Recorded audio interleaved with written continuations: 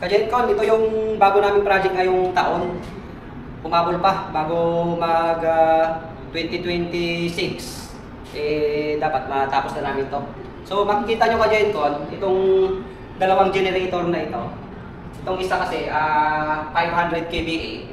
Tapos itong isa naman 420 kVA.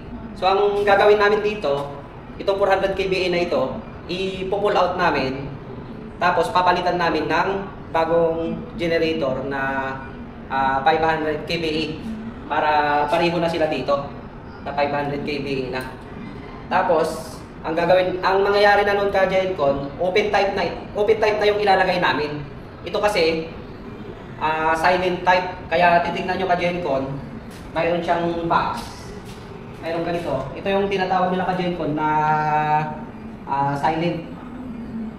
Para hindi ganun kaingay yung generator pagka umaandar. Yan Kajencon. Kaya naman gagawin ng open type ito dahil ito naman buong genset room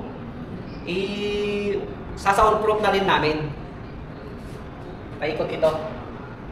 Kung maglalagay kami dito ng mga additional na magiging louvers dito sa taas na ito, tapos magkakaroon din kami dito ng dito Kajencon, no? Kakaroon din kami dito, magkakaroon ng opening dito para may fresh air siya dito sa wall na to. Tapos doon Kajencon, no? Doon, yan sa taas na yan. Yan. Tapos ito Kajencon, yung wire nito, ito Kajencon, na pumunta dito sa MTS, ito Kajencon. Papalitan din namin yung wire na ito Kajencon. Itong nandito sa likod kasi, ito yung pumunta dito sa papalitan namin generator. Tapos itong isa kasi Kajencon, itong nandito sa labas na wire, ito yung pumunta naman dito Kajencon sa generator na maiiwan.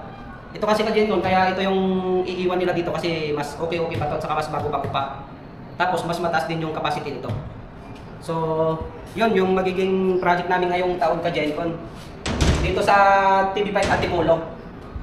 Thank you Kajencon, i-video namin yung buong project para magkaroon kayo ng idea kung paano mag-install ng generator ng 500 kVA. Tapos kung paano din namin gagawing i-soundproof itong buong room na ito. I-video namin, abangan nyo Kajencon, thank you.